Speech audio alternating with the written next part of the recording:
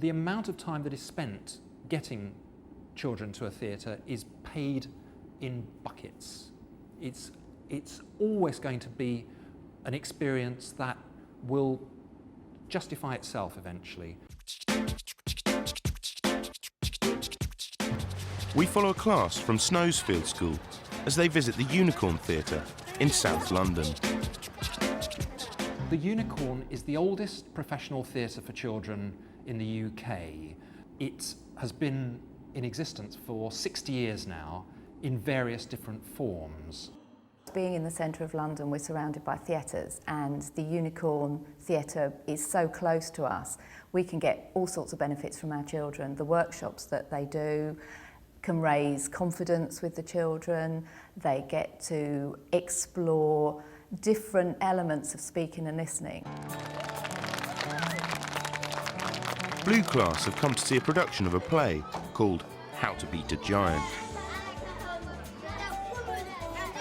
I really enjoyed the play because it was really funny and I loved it.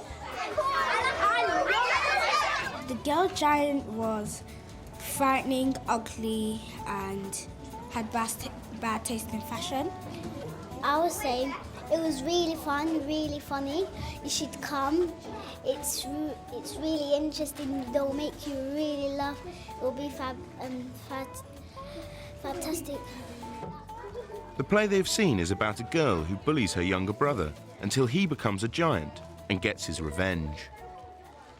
I think exploring bullying through drama is a really good way of the children exploring all the different issues to do with bullying in a safe environment. The girl was bullying the boy sometimes. Just like when the giant wanted to hit the girl, she only put her hand there, made it like that, but she didn't really hit her.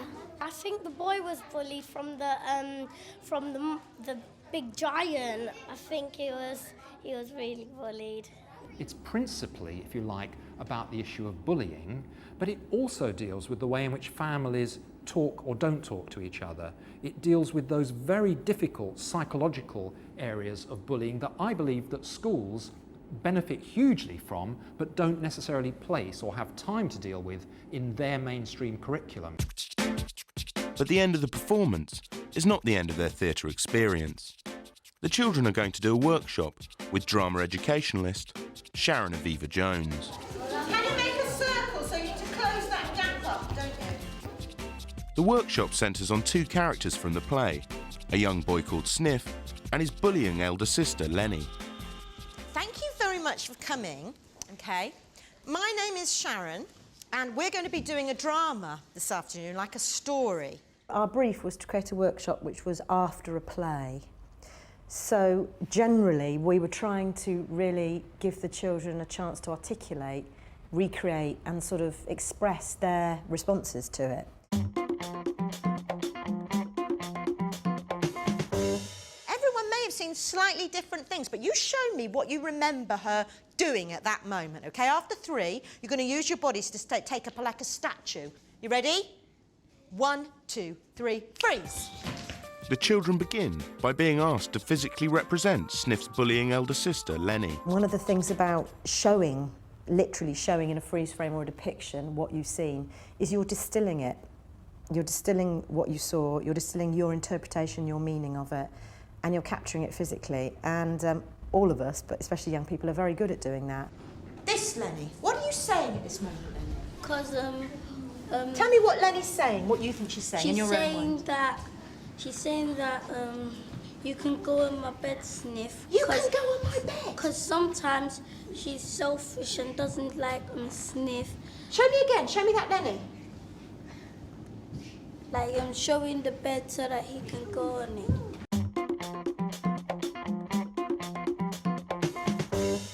Who will volunteer to be our Lenny? Would you be our Lenny? Just for now, if you stand up, and we need a Sniff, don't we? Would you be our Sniff for us? Sharon asked 2 of the children to act out a scene in which Lenny violently forces her brother to play a game with her. Against his will, she makes him play the role of a girl, the Queen. It's always a good idea to start from a particular moment because that encapsulates it and distills it. Literally one action. I'm going to put my fist in your face, Queen or Broken Nose Sniff, for instance. What that means is that when you're talking about what someone felt or thought, you're not generalising, you're working from that action. You can actually say to a child, what was Lenny thinking when she put her fist in Sniff's face? What was Sniff feeling when the fist came here and he actually leant back, as you've just shown me? I don't want to be the queen, I want to be the king. Do it. No. Queen or broken nose, Sniff? Okay, I'll do it. In any drama work, there's a real advantage to actually watching a couple of children do something. But everyone has got to feel involved in that. So my aim is always to create a drama structure where quite a lot of children can be involved in active watching and then participating. What do you think was going on in her mind? If you've got an idea, don't tell me. Go and stand behind Lenny. Go and stand behind Lenny if you've got an idea of what she might be saying or what might be going on in her mind. First of all, we set up what actually happened between Lenny and Sniff, externally, the moment of action. But then what I invite them to do is add themselves to be what was going on in Lenny's mind. It's a form of thought tracking, speaking the thoughts, but what we're aiming to do is physically embody the mind of Lenny and the mind of Sniff. 1, 2, 3, freeze. And the reason that I like to look at it like that is there's lots of things that go on in a mind. It's not a single thought. There can be many things jostling for position in a mind of a person. Should I do this? I know it's wrong, but I can't stand it. I want the power, but I shouldn't do it, and I feel guilty. All those things going on together. So through depiction, through freeze frame, our aim is to build up the mind of Lenny and the mind of Sniff through physically adding other children to the image. They're physically embodying the fear, the guilt, the anger, the passion, and also coming up with a phrase, a verbal phrase that expresses that. What's she saying in her mind? I want to be Molly, and you have to be, Sniff has to be the king, because I don't want to be the queen.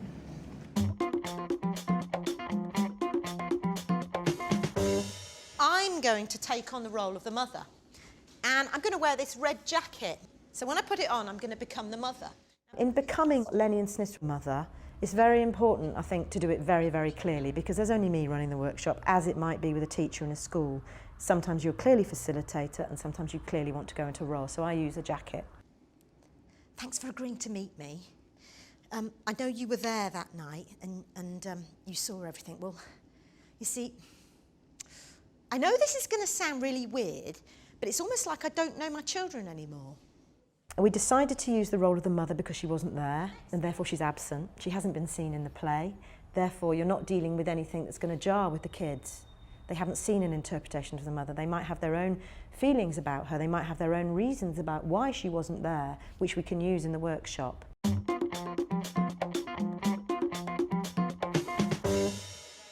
Divided into groups, the children are asked to create a frozen image based on a picture Sharon has given them.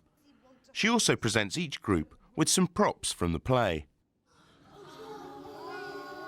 We decided to use the characters' representations of what happened to them that night. And what I mean by that is basically we've got Lenny's secret diary, and we've got a series of drawings which were drawn by a young child. Sniff's secret diary, and there are a series of drawings drawn by a child with captions.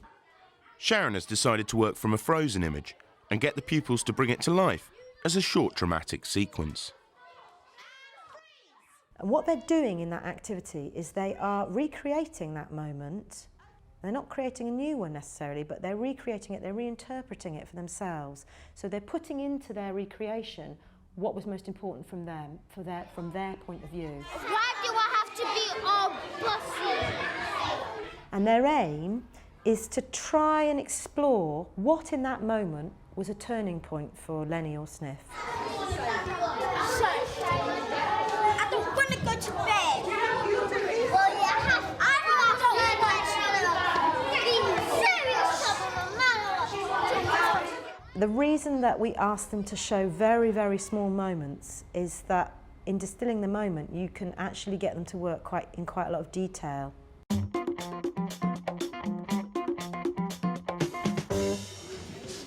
The children are now tasked with the problem of showing the mother what has happened during the night by acting out their short dramatic sequences for her. I'm a bit nervous, actually. And you've got Lenny's diaries to show me first. You've managed to work them out, yeah? Yeah. Here they act out a scene for the mother, in which Sniff, having become a giant, beats a sleeping bag he believes contains his older sister Lenny. But in fact, Lenny is watching him from her hiding place under the bed. He looks so angry. He looks huge. Oh! Don't laugh! This is serious! Stop! I don't want to see this! Are you sure this happened? Part of the point of using a role is that you are recreating your moments, you are doing whatever you're doing for a reason, a bigger reason than just we've been asked to do it. You're doing it to help someone else understand the meaning of something.